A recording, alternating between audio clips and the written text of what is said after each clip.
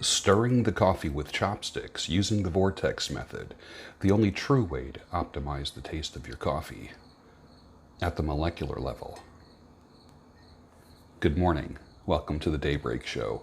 I am the Sultan. We'll get started, but first, coffee.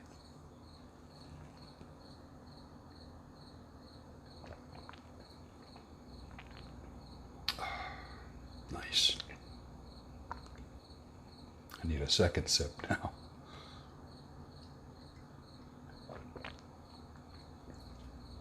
Perfect. I could have used another hour of sleep, but I'm good. This coffee will be gone by the end of the show. I do use chopsticks during the week to eat my food. They are not just props. And I do reuse them over and over. And I have chopsticks.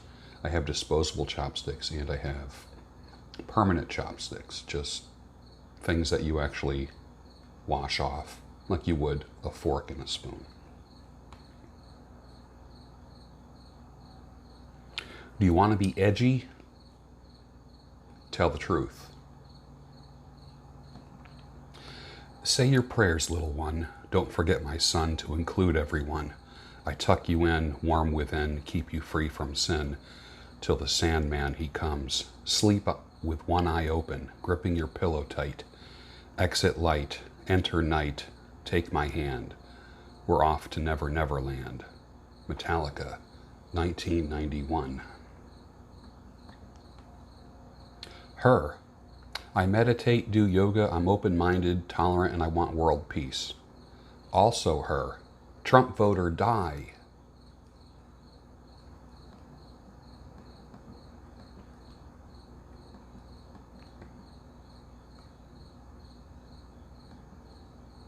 No one makes you do anything. It's just your twisted response.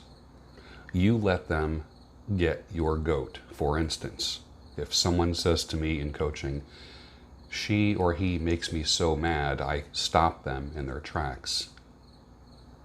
And I say, now let's rephrase that, because nobody makes you do anything. And people will rephrase it and say, I let them make me mad. Remember that. They all circle back. Count on it. They all circle back. But when it happens, realize that you are a different person now, with different values and a different perspective. Anger is the mask of a sad man. Pipe smokers, what was your first English blend? Mine was Frogmorton on the Town. Couldn't get enough of it back when it first came out. And it was such a departure from aromatics, almost to the point where my tastes changed. My palate was different. And it was over a year until I had another aromatic. Stay thirsty for truth, my friends. It's interesting that spell check on my laptop here. I have Microsoft Word. It tried to correct the word influencer because the word influencer did not exist in 2007. And this is Microsoft Office 2007. I think maybe I should update it. Can you list other words down below that we use now that didn't exist 10 or more years ago? Where do you think there was more evil? Prisons or mental institutions? I took a poll. 62% said prisons, 38% said mental institutions. Many people who've been cheated on have very deep trust issues.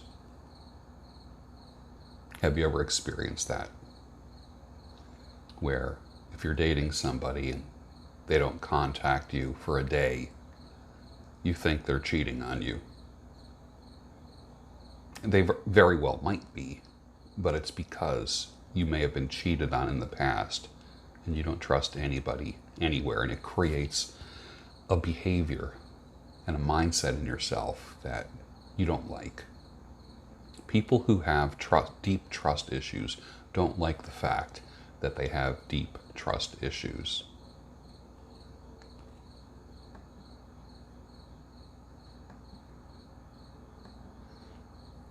Here's a pop quiz. Which is more true? Pretty girl privilege or prom queen syndrome? Put your answer down below. Tell me what you think is more true. Pretty girl privilege or prom queen syndrome? Let me explain what they are. Pretty girl privilege is pretty much that. If there is an attractive woman, she never has a problem finding men. She can just go to the convenience store and pump gas and a guy is going to ask her out. She's never going to be alone. Or prom queen syndrome is that the prettiest girl in school is home alone on prom night because men are too afraid to ask her out. So she ends up being alone because men just don't have it within them to ask her out. What is more true? Pretty girl privilege or prom queen syndrome? What do you think? I was thinking about this. There's a lot of teaching out there that says to men, remember, you are the prize. Okay, I like the mindset, but teaching another man that he is the prize without having him do things to become a prize is foolish.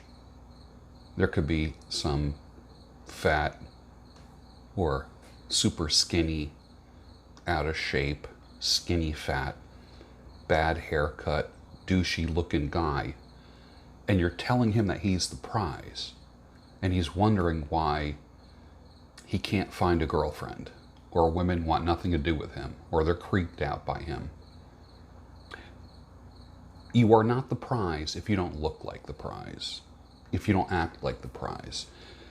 Being the prize is the result of working on yourself, being the best version of yourself, pursuing excellence. Then you can say, I am the prize. Then you can act like I am the prize.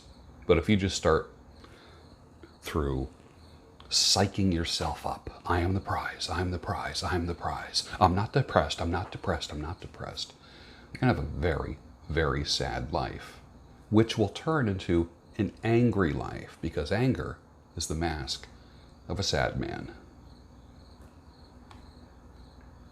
Do things that will move you towards prizehood. How's that? I used to say that, I'm speaking just to the men on this one here, she doesn't care that you're bench pressing 300 pounds. She doesn't care how much you work out. She cares that you work out. The fact that you are in process of making yourself a better person is what impresses people in general.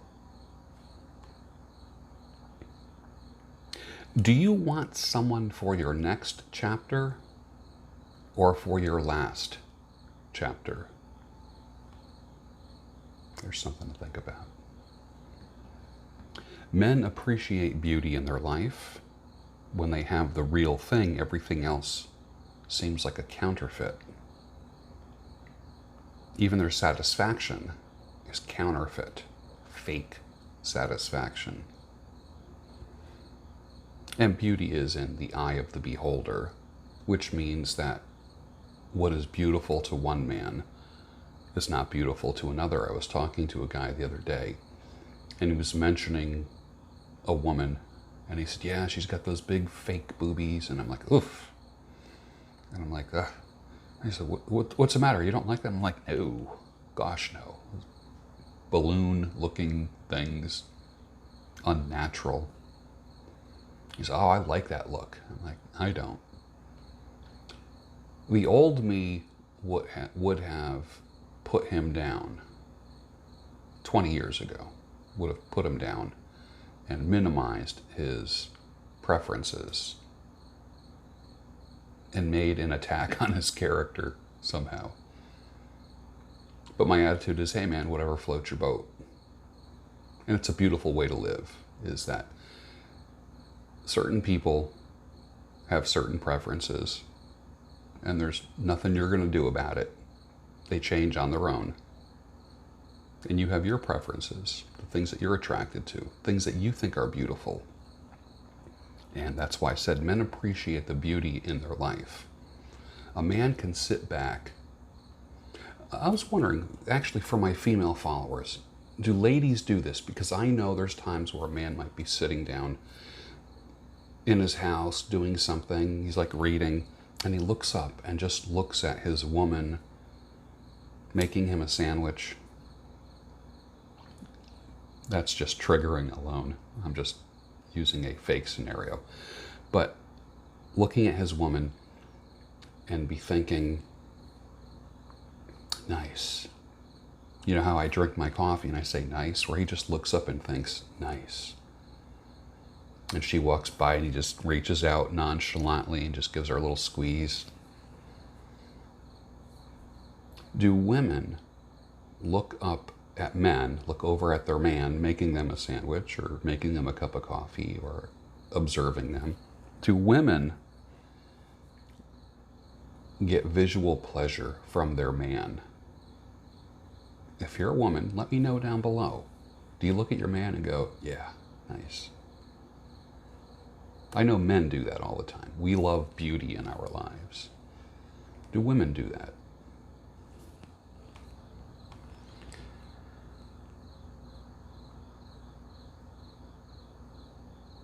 The real thing. The real thing. When they have the real thing, everything else is a counterfeit. Love. Love. When you have true love and affection, the love ya seems very fake, doesn't it? When you have true love and affection that you give and receive, being together under the same roof as mere roommates that have sex seems pretty empty, doesn't it? It seems fake. Don't you want something real?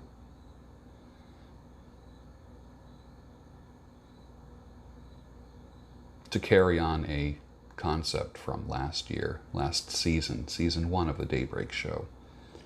Pursue excellence. In excellence will pursue you.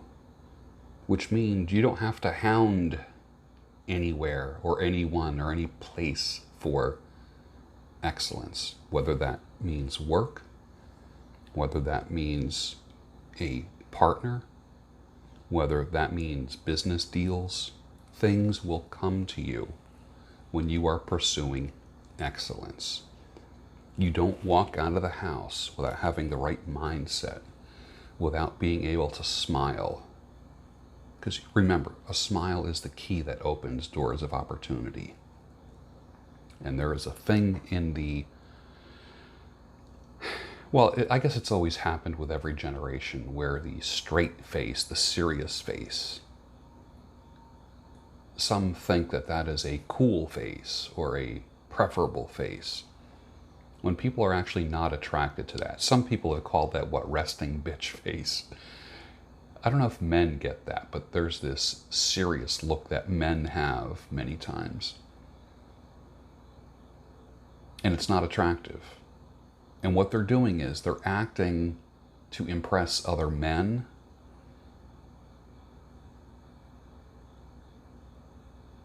I find that interesting. I find that interesting.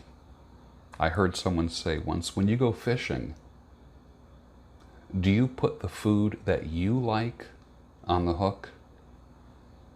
No, you put what the fish like on the hook.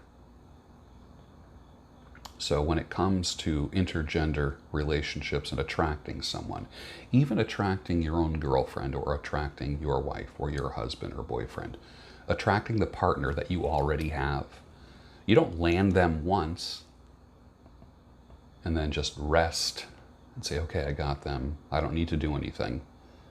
To keep attracting them at all times. Not pressure that you're going to lose them, but because you practice excellence. And if you practice something long enough, guess what? It becomes normal. It becomes normal. Practice excellence.